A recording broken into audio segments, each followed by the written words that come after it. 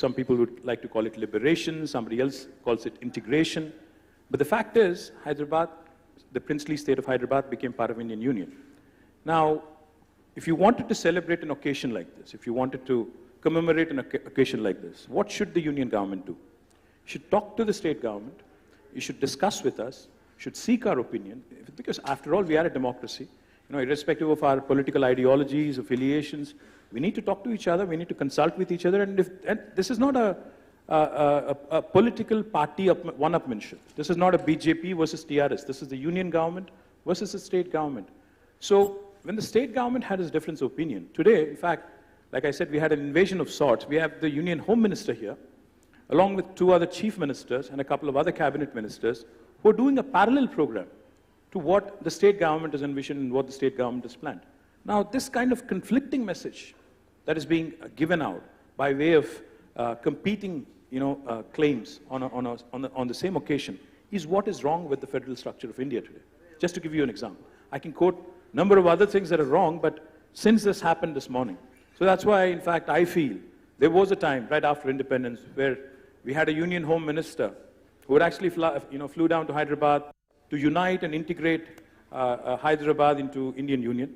Today we have a home minister after 74 years who flew down, who's trying to divide us and bully us, literally bully us into submission of sorts, wanting to subscribe to their ideology, wanting to just adhere to whatever they say, wanting to literally dictate terms to us, which is not acceptable. After all, we are the world's largest democracy, and this sort of, I am superior to you and you are subservient to me kind of an attitude is not something that I think was enshrined or was envisioned by the drafters of our Constitution. Thank you. I think you make 2 very, very crucial points that I hope we can come back to through the course of the conversation. One, on the importance of deliberation as holding the key to maintaining the character of the federal principle. And second, the question of equity. The first among equals, or is there something above as the union and then states come below, which I hope we can discuss in greater detail. PTR, can I come to you to ask you this? On the nature of the fiscal architecture, the Constitution has been often characterized as imagining a relatively centralized fiscal architecture. Some call it the 1/3, 2/3 problem, in that the bulk of fiscal monetary powers rest with the union, but the bulk of expenditure powers rest with the states, creating, in ideal world, conditions for cooperation, but in not so ideal worlds, conditions for dependency of states on the center. How do you interpret the Constitution's framing of the fiscal architecture for India? First of all, thanks for inviting me and having me be part of this wonderful panel. Look, I think I'll just step back a little bit. I think at the heart of the notion of federalism is some component of every person's desire for self-determination and a place at the table where big decisions are made. I mean, that's really what federalism is all about. Nobody should be dictating my outcome without my input in the system, right? And you look at it state to union, or you look at it state to village. It's this notion that in a democracy, there should be some participation and right to self-determination. Also, I think, as KTR pointed out, Ambedkar itself saw this as a function of time. If you look around the world, with economic progress, with increase in population, with increased education levels, you will see greater and greater devolution of power. You will see greater and greater, kind of flow down of decision making, because you get decision making closer to the people. That has 1,000 advantages, but that's how the rest of the world has gone. We started in a very unusual place, as many have pointed out. The words were there, but the design or the intention was not actually evident. I guess we could have gone the way of most of the world and started to see more devolution, more self-determination. In fact, we have seen the exact opposite, particularly in the fiscal space. Almost all direct taxation is with the union. That's very unique in the world. No other country has that much control. If you don't have any input into direct taxation, that means you don't have any right to determine whether you should be a progressive taxation regime or a regressive. All we get to do at least we used to get to do, was set the sales taxes and the point of sale taxes and the regressive indirect taxes. Now even that we've sacrificed for the GST. So effectively, we have almost no control in the nature of revenue raising for the country. Are we really a socialist country? Are we really taking taxes from those who can afford to pay and using it to provide public goods and services and supporting those who, have fallen behind? We don't have an adequate say into that system, number one. Number two, it used to be that 2/3 of the spending was directed by the states, maybe, I don't know. Right now, that's not true, because the way the union government diverts things into cesses and surcharges and then names all these schemes, PM this and, something, and then they say we do partial funding the first year, and then they shift the funding to us the second year, and by the fourth year, we still have to call it PM something, but 100% of the funds come from us. So if you look at the percentage of devolution that comes through share of taxes compared to what comes through grants and schemes decided by the center, and increasingly in this regime, named after one individual in the center, then we have lost that independence or that self-determination or that participation as well. So in every way, from a fiscal perspective, from revenue raising, 90% now with the GST Council there. And with spending increasingly there, even though we are the administrators of that spending, they get to design how it should get done, then they get to ask for all kinds of data, then they get to say, no, you qualify, don't qualify. So I would say India started in the wrong place in terms of federalism and has regressed aggressively in the last 8 years or so. We started in the wrong place and we have regressed. May I ask you, Ms. Reddy, for your view on that provocation, but also there was a third element to India's federal imagination, which was the local governments. In our constitution in 1950, we placed that into the directive principles, and it took all the way till the early 1990s and a constitutional amendment for them to be formally recognized as part of India's federal architecture. Did we, constitutionally, was that a mistake? Did we wait too long to recognize local governments and place them firmly within the architecture of our federal structure? Yeah, first of all, thanks to the organizers and the founders of South First, Mr. Vasu and all the other founders, and also all the respected colleagues in the panel today. Well, coming to that, Yamini, I think you're very right in saying that it was delayed sizably, and then even after the delay, the 73rd and 74th constitutional amendments that came in order to rectify that delay to some extent also did not actually materialize. Normally, there are two ways.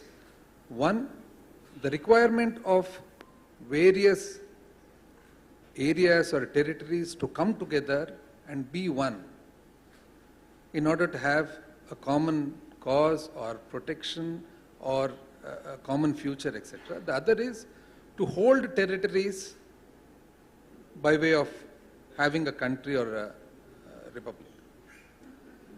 India actually became a union in peculiar circumstances which, with a long history and various happenings.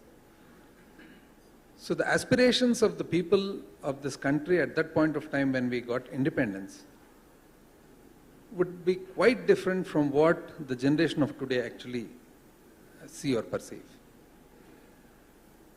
The local bodies should have been strengthened and should have been firmly in place right from day one.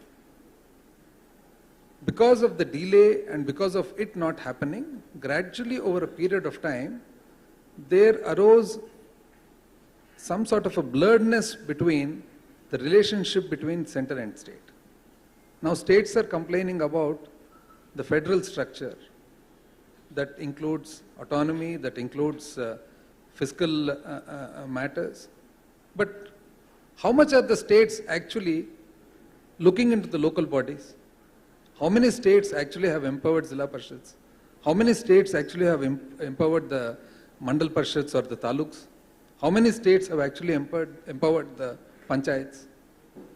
So sometimes what we do, we get in return. So I feel that this structure, federal structure, if implemented in spirit and objective right to the level of Gram Panchayat, will actually over a period of time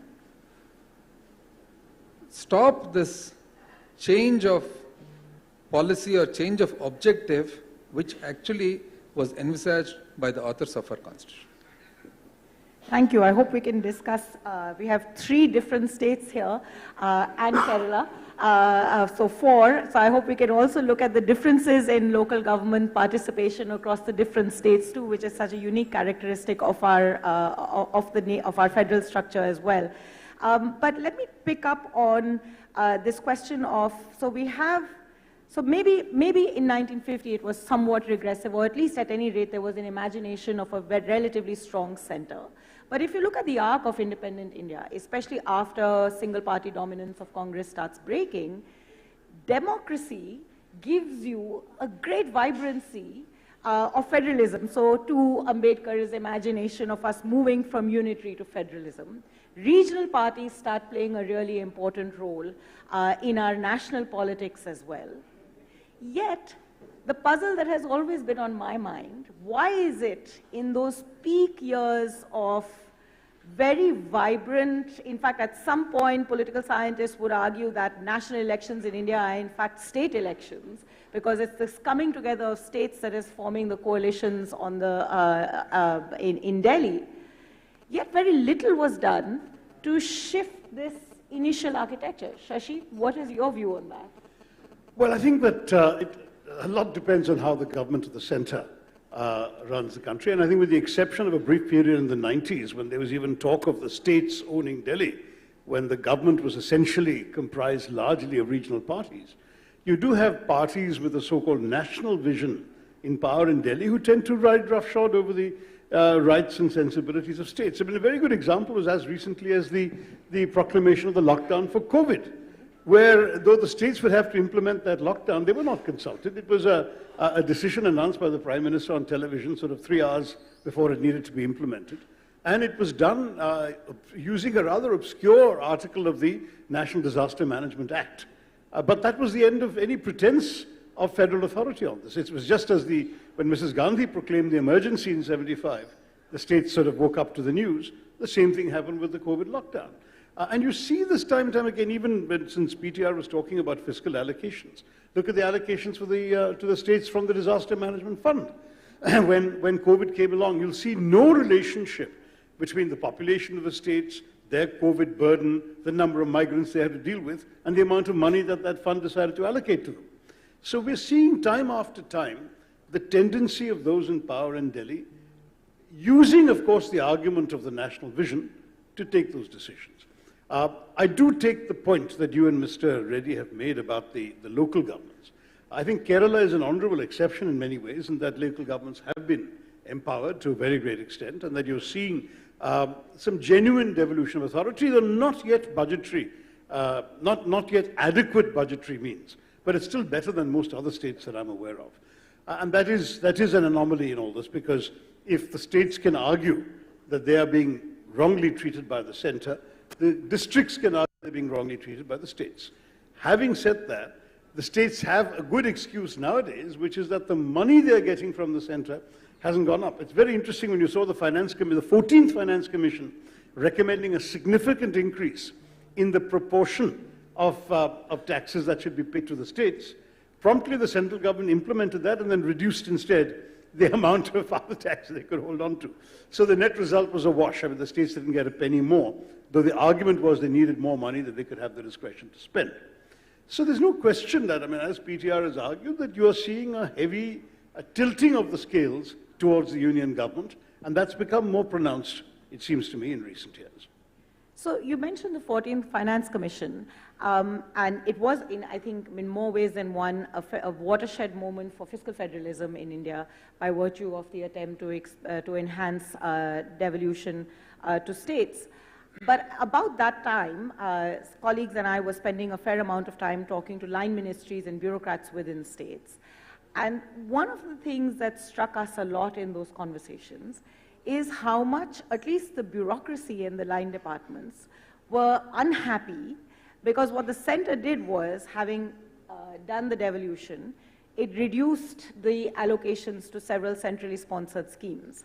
Now, centrally sponsored schemes have been the bane of most state governments since the 1960s. I think commission after commission after commission has complained about centrally sponsored schemes, and attempts have been made every now and again to reduce the number of centrally sponsored schemes from 500 to 120, then it goes back to 200. Now apparently it's 28, but it's actually about 150. And if you look at the DBT database, there's 400 schemes that the government of India has for which money is flowing. So these abound everywhere, and state governments complain a lot. But I was struck, and this is an open question to any one of you who would want to pick this up to answer, why it is that, at least in the bureaucracy, at that particular moment, there was great annoyance about the reduction of centrally sponsored schemes. In fact, it felt like we had just turned the clock to say, don't take those back, give them back to us all over again, line department after line department, not finance departments, though, and I'll come to that in a minute. But what is it about the tensions of these centrally sponsored schemes? They've always been there. Politically, it's always been a source of complaining. But whenever they get reduced, the argument is for more. I think Shashi lives in Delhi. He should take this. He has more interaction with bureaucrats. The three of you have full rights to answer that. Let me just quickly jump in. You know, I think when Shashi was speaking, I was thinking of how India has really become, you know, as Tyaga said, I think over a period of time, it has really regressed, and the spirit of federalism really it has come to a situation where now everything is centered around people and personalities. You know, there was a time, with all due respect, when somebody famously said, India is Indira and Indira is India. You know, the whole personality cult thing. Now, something very similar, but even more, possibly more drastic, you know, where stadiums are being renamed, where medical colleges are being renamed, and I'm guessing if the Union Finance Minister has a way, I think the new currency notes also will have, you know, the Prime Minister's image. Possibly they'll even replace Mahatma Gandhi's image. I have no doubt in my mind. Because, you know, we have a situation where it's funny, embarrassing, and also sometimes upsetting. We've had the Union Finance Minister here recently, a couple of weeks ago. She went to a price shop in a district about 100 kilometers from here. And she was making a scene out there like a street-level BJP worker, asking the collector, right in front of about 200 people, as to where the Prime Minister's photo in the fair price shop was. Now, the point I'm trying to make is, if we are truly a federal republic, as we are supposed to be, why are we fighting over an individual's pictures and in the institutions that we've built at the grassroots level? I mean, if I can certainly counter it and say, you know, when Modi ji was the Chief Minister of Gujarat, did he put up Dr. Manmohan Singh's pictures in all the fair price shops in Gujarat? I don't think so. The point I'm trying to make is, none of our enactments, none of our legislations actually mandate this kind of cult worship. What has essentially happened, Yamini, in my humble opinion, is, while we are called the world's largest parliamentary democracy, we function like a presidential democracy and not like a parliamentary democracy.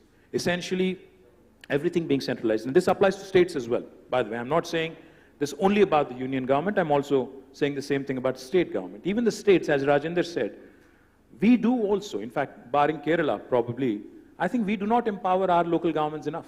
We don't empower our local governments enough. So, yes, what you do is sometimes what you get. Karma is a boomerang, like they say. But the point is, we need to, at some point, draw lines, clear distinctions, and say, okay, now let's define our roles. The defense, railways, and there are certain areas we have simply no role.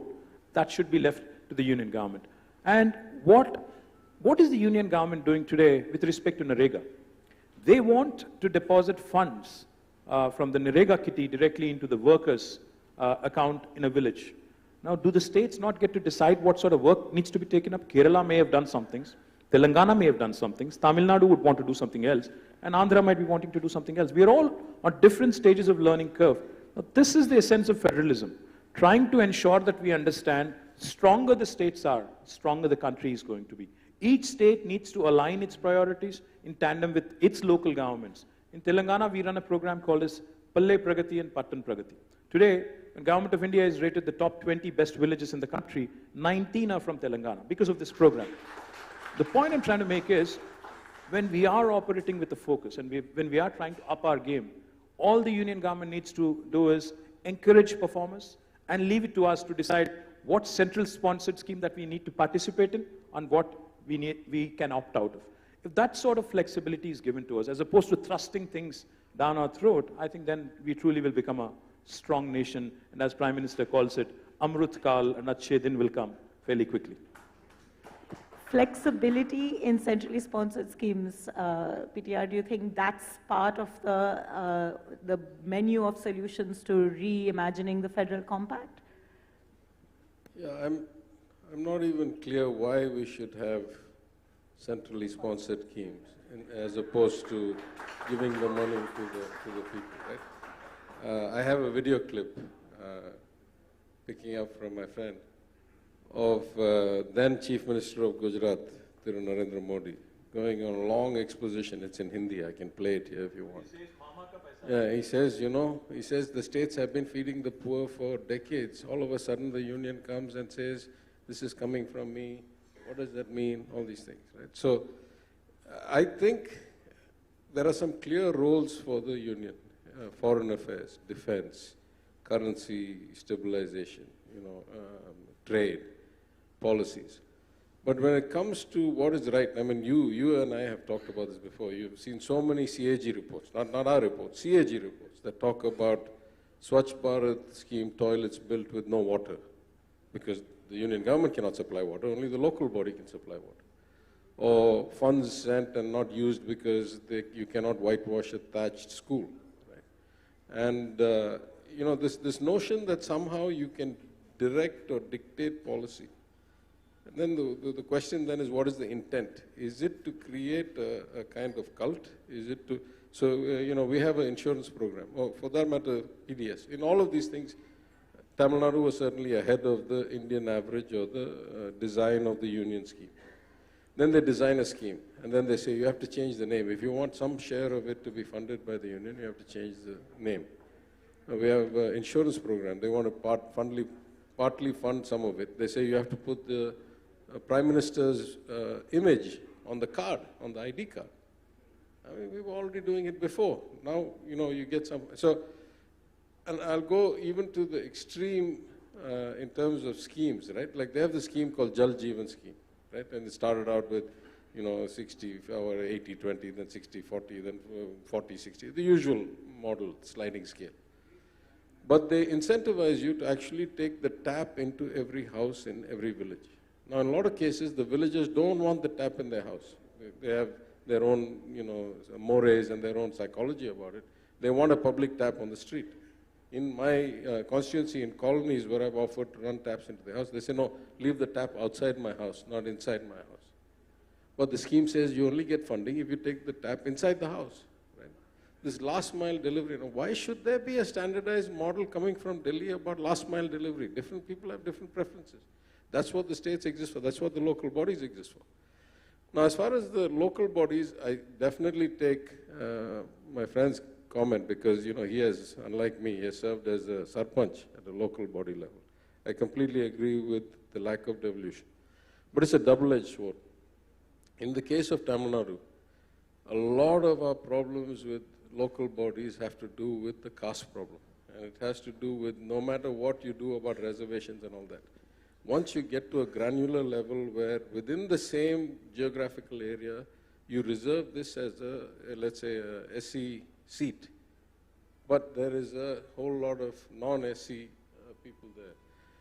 You start having caste problems, and there's been violence and murders and all kinds of clashes and stuff like that. So my colleague, I'm also the Minister for Planning, my colleague, the chairman, the vice chairman of the Planning Commission of Tamil Nadu, says the single biggest improvement in delivery of services and the equality of society in the rural areas of Tamil Nadu was when the line department started driving the programs rather than the local body elected officials. Because if they did that, it was very biased, and even letting out the temple lands and managing the tanks and all that, they would do on a caste basis or a communal basis or a religion basis or something. And once you standardize the model from Chennai, then it became actually better delivery. So I completely agree, you can't have it always. You can't say, I want devolution to my level, but not below me. And again, I think time changes things, right? If you have greater education levels, you have greater integration, more harmony, then you do more devolution. And I think some states, and maybe there's a correlation between the communist philosophy and the fact that Kerala has such high devolution, maybe. But I think all parties take equal credit for that. but you know, some of these things should never be aggregated. There is no natural reason for a one-size-fits-all aggregated model coming from Delhi. That's my view. I think one of the big governance challenges for India is that we still haven't passed out what level of government should be performing what level of function, and it leads to a consistent set of overlaps across the board. I was going to pose the next question, but you've thrown such an important provocation about local governments and the local context that I think, Mr. Reddy, you have to answer that. Because if I at the risk of making a too broad a statement out of your somewhat more nuanced point, would it be right to say that the inequalities at the grassroots level should necessitate a little bit more centralization from the state? I'm just throwing this out as a provocation, because I think that's one of the very critical reasons why you could, centralization at the state level has often happened at the cost of deeper devolution to local governments. These things, Yamini, I feel are very state specific, with in acknowledgement and also due respect to the opinions of my colleagues here. Transgression of responsibilities and duties, overlaps, normally happen vertically. Now, the duty of a local body representative, a sarpanch or a taluk board president is well defined. But the MLA wants to go and see what all is happening, right from laying of drains to roads to water. This is clearly the role of a local body. And the MP also, with the MP-led fund. The MP also. And now, MLA is transgressing into the local bodies, Parliament is transgressing into the legislatures, so is the result with regard to local bodies, legislatures and Parliament. Next comes whether there should be a more centralized monitoring and spending. I believe that in a democracy, ultimately, it is the elected representative who should have supreme power. He is elected by the public. If the public do not like his whatever capacities, there is always a provision to replace him when the period ends. But I have in my own experience seen that anybody who is elected by the public have a far better understanding of the needs of the public than anyone else in the system. And now when it comes to the expenditures that are made, now I, belonging to a state as well as to a regional party, at the same time, to be fair and be objective, the money that is being spent by the center for the schemes, central sponsored schemes, are outside of the money that is already devolved to the states. So when the center spends certain amount of money on CASDS, centralized state development schemes, or the centrally sponsored schemes. So centrally sponsored schemes are 100% spent by the center, and CASDS are partly spent with contribution by the state.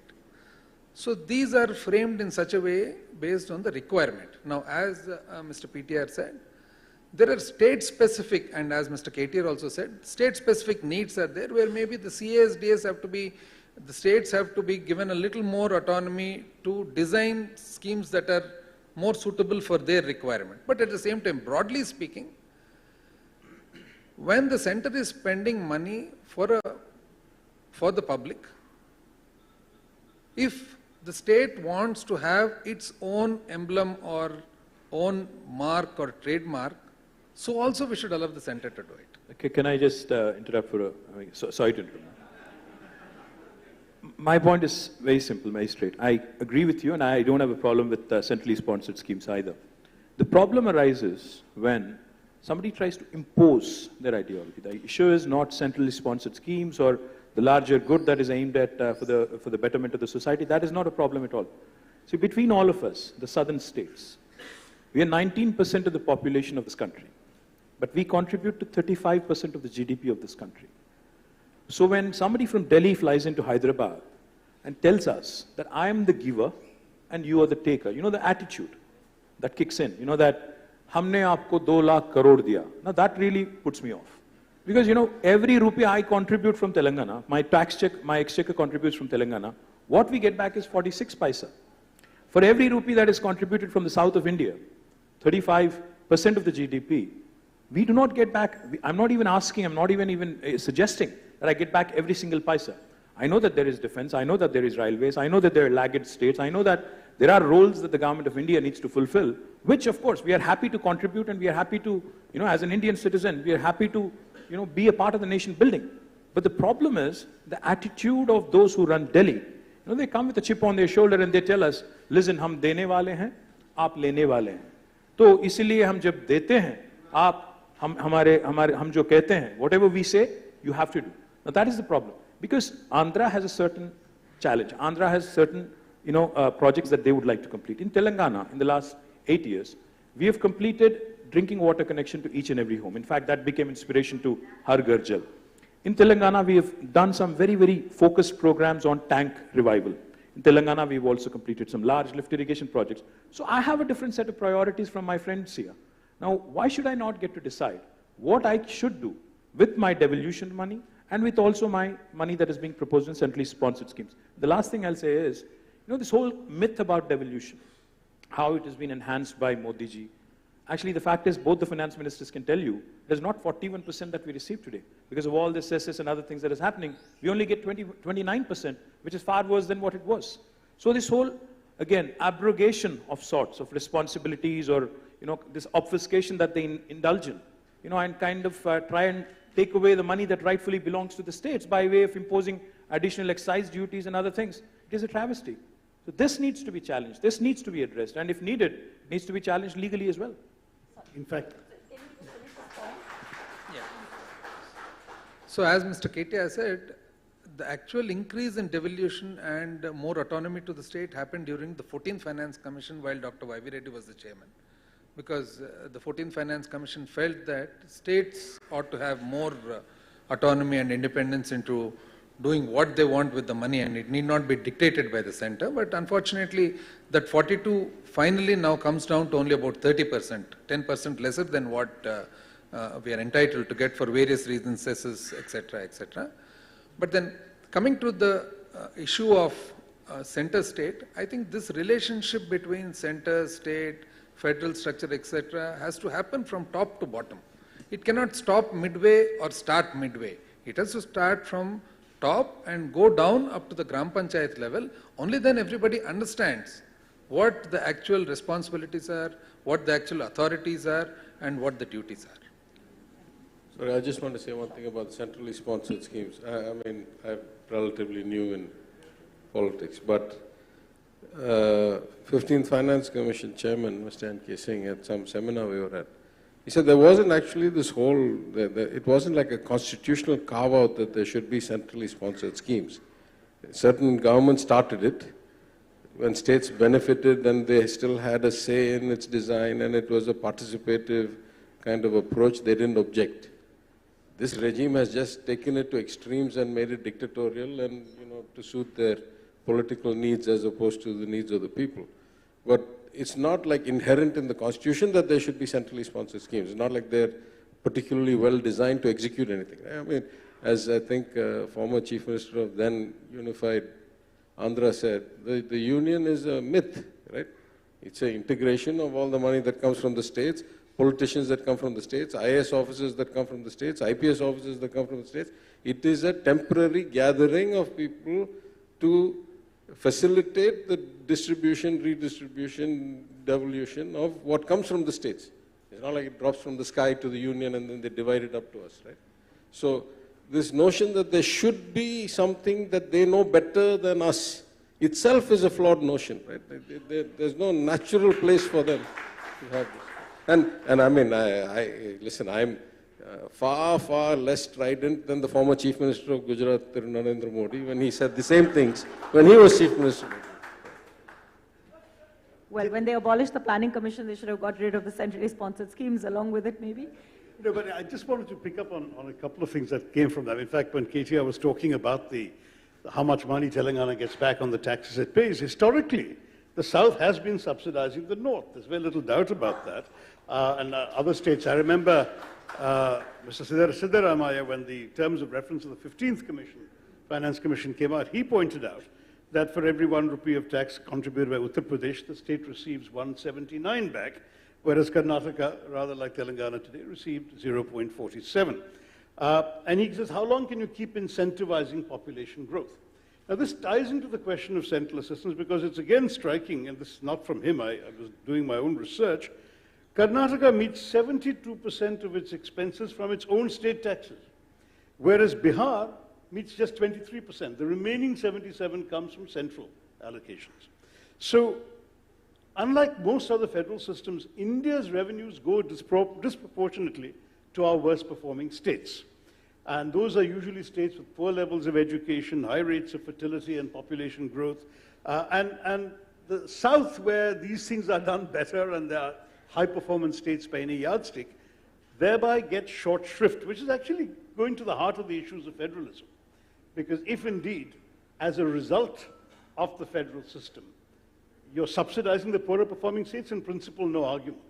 But if the way in which it's done seems to reward lack of performance, population growth resulting from that particular misgovernance in some of these states, and those who are performing well get penalized. In other words, if Kerala runs much better health outcomes and much better educational outcomes, its reward should not be to get less money from the Center for Health and for Education. But that's de facto what's happening. And this remains a serious problem, it seems to me, and goes to the heart of the whole question as to why many of the southern states are talking to you. I do want to join the others in congratulating the organizers for getting these fine minds from the South together.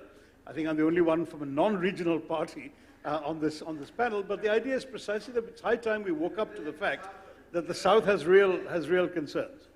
I just have one provocative thought for the finance ministers and I think for all of us. You know, when we say federal, are we fully federal? Are we truly federal? You know, if you look at the United States, they are also a federal republic. In the United States, you know, this whole question about devolution, you know, collecting taxes and then devolving, as opposed to that, why can't we think and why can't we propose a system where even the income tax, even the corporate tax is actually collected and, you know, deducted at the source?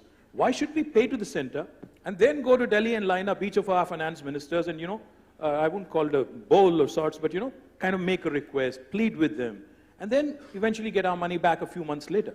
Why can't we actually be a truly, fully federal republic and actually start collecting taxes at the source, including income tax and corporate tax? To add to that, from a northern perspective, how do you then deal with the fact that growth paths have taken our country? When I said that, I mean our share of the income tax and corporate tax. I don't mean the whole thing. So, but I'm just going to throw out one element to this, which is the challenge of inequality. You have such huge convergence, such huge divergence, which all economic theory would have argued over time would have led closer towards convergence. But there's no sign of that convergence, and we still sit within the union. So there has to be equitable sharing. It is a very integrated economy, as we discovered in the times of COVID. The fact that labor and capital moves, it moves from the north to the south, so there is an interdependency. In some senses, it sharpens the federal, it's a sign of a sharpened federal tension, but also a sign of deepened federalism. So how do we balance these two tensions as we go forward in a fairly fraught environment? Let me take the simple question first. Right? I mean, I think certainly we have many examples of societies where income taxes or direct taxes happen at multiple levels. So, you know, both KTR and I lived in the US for many years. The federal government takes some tax, the state government takes some tax, the city of New York takes some tax, the city of Los Angeles takes some tax, right? These are all independent of each other. So certainly at some point we have to say that the power of direct taxation has to be given to the states, whatever the constitutional need for that is. But there's a broader problem here. I think in no federal society are all people the same, right? Like economically, you'll always find better offs and less well-offs. The unique problem of India, and why I said to the 15th Finance Commission in my submission, written submission, I said, if equality and efficiency were the targets of finance commissions, then you all have been miserable failures for 25 years. Because every other society in the world, every other country in the world, the US, China, European Union, wherever, you take funds from the better off, you give it to the less well off, and whatever the measure is, it converges. You know, longevity, health measures, per capita income, education access. It converges. That's what the transfers are supposed to do. In our case, not only it doesn't converge, not only it doesn't stay the same, not only it's diverging, it's accelerating in its divergence. So the ratio keeps changing again and again, and still the outcome gets worse and worse. Let's just take Tamil Nadu's case. At one point, we were roughly 7.5% of the population, 7.5% of the GDP, got about 7% of the tax devolution of that 32% that they devolved. Now we are less than 6%, I think, of the population, about 10.5% of the GDP, and we get about 4% of the taxes. That means for 25 years, these things have been going the wrong way, and we are not getting convergence. So there's something structurally wrong. And what's structurally wrong is not with us. What's structurally wrong is in those northern states where despite getting massive devolution, despite getting massive transfers, they are not able to improve the quality of people's lives, the average education access, or the social development indicators or human development indicators. So if your measures on which you allocate, you know the formula for the Finance Commission, some population, some gap to actual, all these forest cover, land and all that. Clearly they're allocating the money on the wrong dimensions because they keep on allocating more money and things keep getting worse.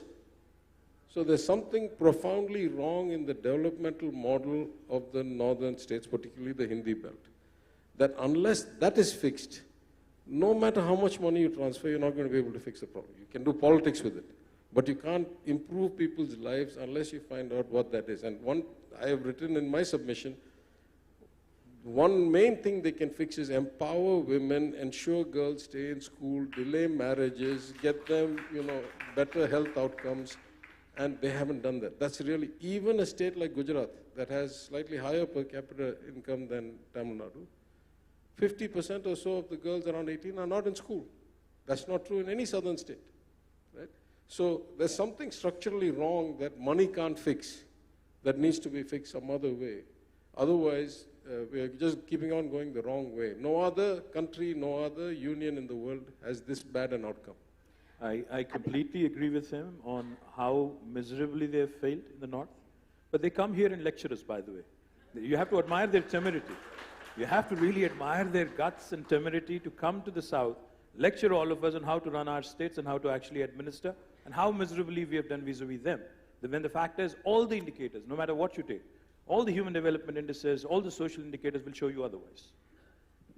There is, I think what both of you are saying gets to the heart of the governance issue. And there is a lot to be learned. That's why federalism matters so much from what different states are doing. So the country learned from the midday meals. The country also learned from Bihar's attempt at giving bicycles to girls to try and bring them, get them to secondary schools. And in all of this, I think one aspect that we haven't talked about much is, and you brought it up in your initial remarks, the question of deliberation, that at the heart of federalism is the idea of coming together to dialogue, to deliberate, to share, to learn, and evolve solutions to these very wicked, hard problems.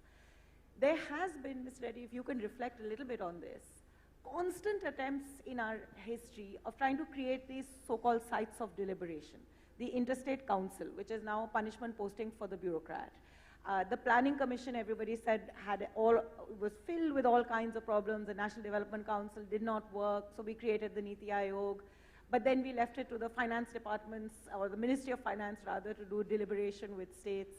The GST Council, which was meant to be a site of deliberation, it works sometimes, it doesn't on other occasions. How do we think about this institutional question? Are we missing something?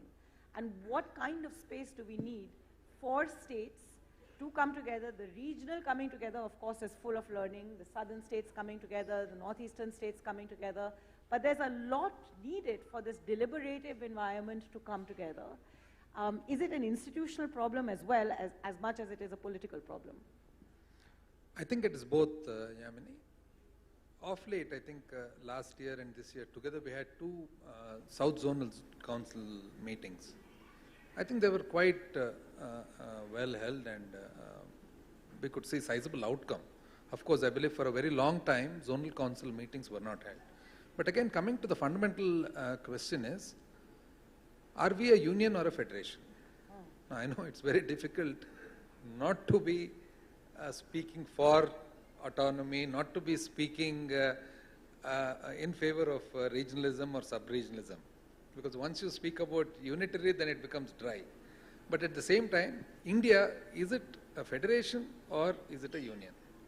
Even though we have certain elements or quite a lot of importance given to the federal structure, we are basically a unitary country.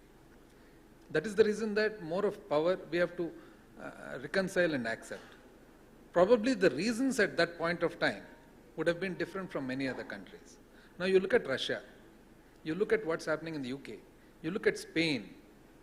See, everywhere you have this sub-regionalism to such an extent that there is a constant friction between the union and the states or the independent units.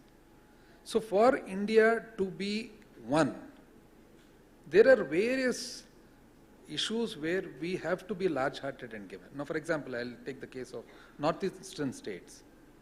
They barely have anything for them. It is the duty of us to support them. So we have to, at some point of time, feel that probably we are more fortunate. And because of us being more fortunate, it becomes incumbent upon us to support all the states that do not have certain or have natural disadvantages. So it becomes difficult when we actually compare ourselves to the West and especially to the United States of America. See, there it is a federation, it's a clear federation. Like Mr. Sheshi said in the beginning and Mr. KTR said in the beginning, it is basically a federation of states that were already there. Whereas we in India, at that point of time when we got independence, the complications were so huge. There were princely states, there were areas that were ruled by the British government, by the crown, and so many diversity in caste, creed, language. There are so many difficulties where unless there is some sort of a strong center and strong integration, it becomes difficult to hold on, I feel personally. Now, it becomes very nice to say that I am Andhraite, but at the same time, unless we say I am Indian first and then Andhraite, it is difficult for this country to survive. No, I want to make a slight distinction here. It's precisely because I'm Indian that I worry that all the money is being thrown into a well and no development happens in UP. Right? It's not the money that I begrudge. It's that hundreds of millions of fellow citizens are not getting development, are not getting growth, are not getting access. So it is because of patriotism. I'm not saying I don't want to give the money. I'm saying we are, just like KTR said, we are happy to contribute. We are well off. We are lucky. We have been well governed. We are educated. We want to help. But we should get something that helps our fellow citizens. If we keep on transferring the wealth and it keeps on going into, nothingness, into smoke, that's what we're concerned about. How do I say this? If it was just a zero-sum game that says who gets more, who gets less, etc., then it's a pointless debate. Why do we come to public life? We're not, just trying to, it's not like going to a casino and, rolling the dice, right? There should be some future vision of a better tomorrow than today. And that better tomorrow, it is hard to imagine a country where hundreds of millions of people get left behind, and yet there is a better tomorrow. They also must participate in this.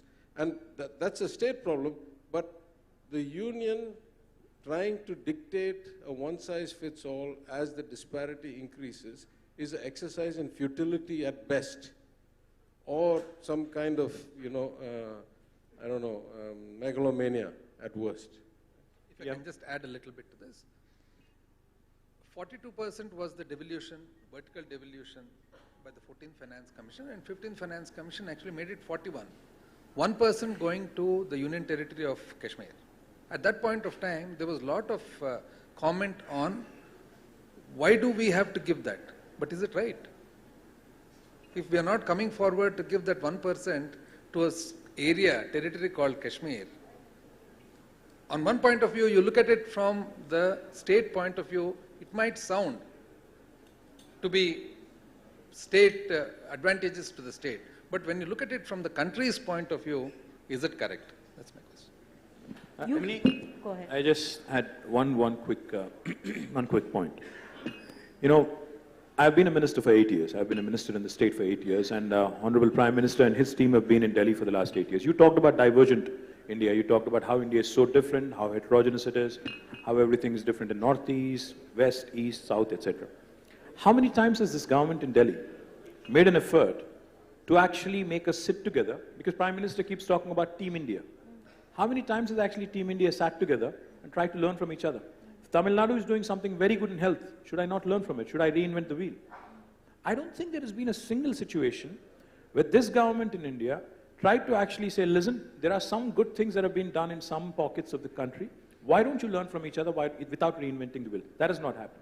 Second point, they talk about cooperative federalism. I mean, lip service is fine. I mean, it's all nice to hear all these nice, fancy words. But the fact is there cooperative federalism in the way they behave, in the way they actually operate? No, it is coercive federalism. That's what they actually, in terms of actions, that's what they actually deliver. Sabka saath, sabka vikas. Seriously?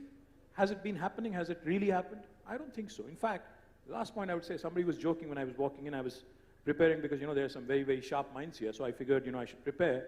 And somebody told me, this Prime Minister, for him, GDP is not gross domestic product, but for him, it's only Gujarat Development Program. That's all he knows. That's all he understands. Where is Sabka Saath, Sabka Vikas in this country? It's all, Gujarat is the epicenter of everything. I'll just give you one example. In Telangana, we had launched what is called as the Hyderabad International Center for Arbitration and Mediation with the help of some legal luminaries. We wanted this to be, we wanted to compete with Singapore, Dubai, London, and we wanted a lot of arbitration disputes to be settled here. The state would gain some revenue, will make it also an attractive place to do business, etc. What should the government of India do in such a case when the state actually launches something on its own? At best, support us financially, give us some backing. At worst, at least don't create something which will be a hurdle. And that's exactly what they've done. They've gone ahead a couple of months later, announced in Gujarat a new center with complete center backing, a new center which is contrary, which runs exactly contrary to us. So the point is, this whole spirit that they talk about, unless it translates into action, this country will never truly be a fully federal republic. So at heart, it is a political, not an institutional issue. If I can intervene for a minute. Federalism, as I don't have to tell any of you, is not just about the fiscal. It's not just about the, it's not just about the fiscal space, right? As Justice Selmeswar pointed out in the morning session, for example, NEET. How does one common entrance examination work for a country like India? Tamil Nadu is fighting back what it feels imposition of Hindi, right?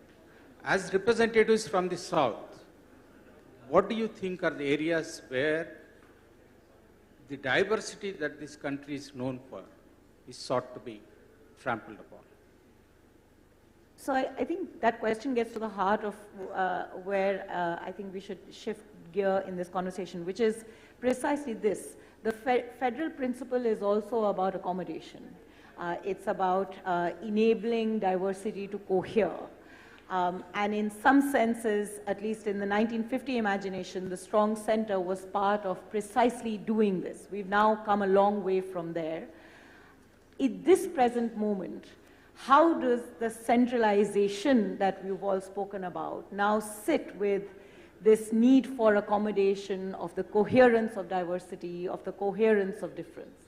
Well, I'm genuinely worried about this because you're looking at a situation where this precise logic that in a country, a union made up of divergent states at various stages of development, of literacy, of various human development indicators, there must be a sense that there is, if you like, the common nationhood that belongs to all of us should be a winning proposition for all of us.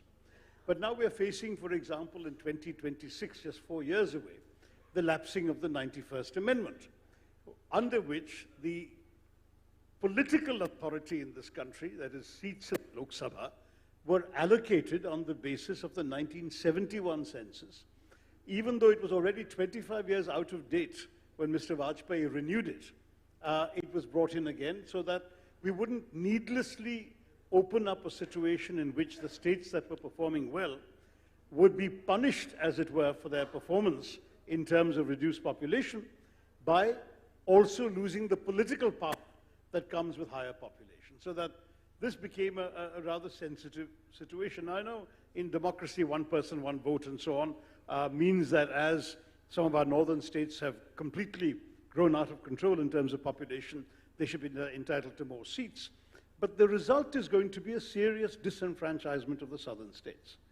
And it's only 4 years away, and I think it's time we start thinking about it. So far we've been discussing money, fiscal allocations, those are real concerns. But what happens in a situation where, particularly with a fairly strong majoritarian party in power at the center, at the union government, which has a Hindi, Hindustan, Hindutva kind of agenda, how do we then see the southern states in a position in which collectively, for example, the South is unable to even prevent a constitutional amendment? If tomorrow, after 2026, the political representatives of the northern states have a 2/3 majority, what's to prevent them, for example, declaring Hindi as a national language, which many have tried to do, but have always been prevented from? These are also fundamental questions. There's a political dimension to the unitary impulse that I think we will have to confront sooner rather than later because it's just a few years down the road. There's the larger project, of course, we've got a building coming on stream where there's going to be enough seats for 880 people. Are we going to find our parliament being converted into some equivalent of the Chinese People's Consultative Chamber, where Mr. Xi Jinping comes in and makes his declamations and these 880 or whatever 1,000 people there ritually applaud their tables and that's about it in terms of meaningful debate? These are questions that I think it's time we start thinking about, particularly in the South, because the southern states are going to find that one of the rewards for their good economic performance, low levels of fertility of women, empowerment of women, education, and thereby lower population, that one of the rewards for that is going to be a loss of political power in the union. How do we deal with that? Anyone amongst you wants to comment on Well, this I think really important point? we have to collectively start campaigning and actually meeting more often and actually start making a case, because I think Shashi is absolutely right. We have, between all 6 states in the South, right now we have 130 Lok Sabha seats. But if that is going to be reduced by a large number, then I think the voice from the South, which has performed well, and for penalizing a performer, literally incentivizing a non-performer, is a travesty of all, in all forms. So therefore, I think we have to get our act together, cutting across, the various states. I mean, if I say too much, then I'll be called an anti-national. I'll be accused of being a secessionist and wanting a new country in the form of South India, etc. So I don't want to go thus far, but I'd rather say under the larger rubric of India, I think all of us, like Rajendra said, we're all Indians first. We all love our country more than possibly, the people who run the country right now. But the fact is, yes, back in 1980s, when family planning was a big deal, South performed much, much better than the northern part of India. Now, you cannot penalize us. You cannot actually stifle our voice by way of cutting down the seats. I think we have to get together, cutting across political parties. Maybe in the next couple of months, we'll request our Honorable Chief Minister either to take it up in the Southern Region Council or otherwise. And I think this affects all of us. So the collective voice is something that we have. The need to reimagine our federalism is now becoming very clearly a visible issue on the horizon. Are there other aspects to this reimagination? There have been 3 issues that make their way into the national debate on a fairly regular basis. And I'd like both of you to reflect on all 3 of these. One is, do we need to go back to the union and state lists and reimagine the allocation of roles and responsibilities, both keeping in mind that there is a lot more integration, so things that states used to do now cut across state borders, so how do we manage that, as well as the fact that the union has taken over sets of roles that constitutionally were at the state level. The second question has been around the role of the institutions, like we talked about a little bit earlier, interstate councils, the absence of a planning commission. And the third issue of reform that comes up repeatedly is representation, not just in the Lok Sabha, but also in the Rajya Sabha, which was in some ways to be a representative of the states and doesn't necessarily play that role anymore. So is there scope, as we reimagine federalism, to also look at these 3 aspects of reform that come up, or is the national debate barking up the wrong tree?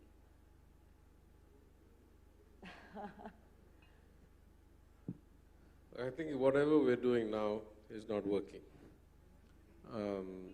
There was an article a couple of days ago from Ratan Roy talking about getting larger versus getting richer.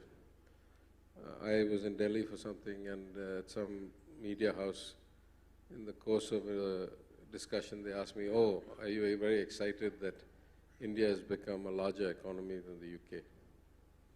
I said, "Not particularly. I mean, if you tell me that the average citizen's life has improved, if they have better access to clean drinking water and, garbage-free street, that excites me.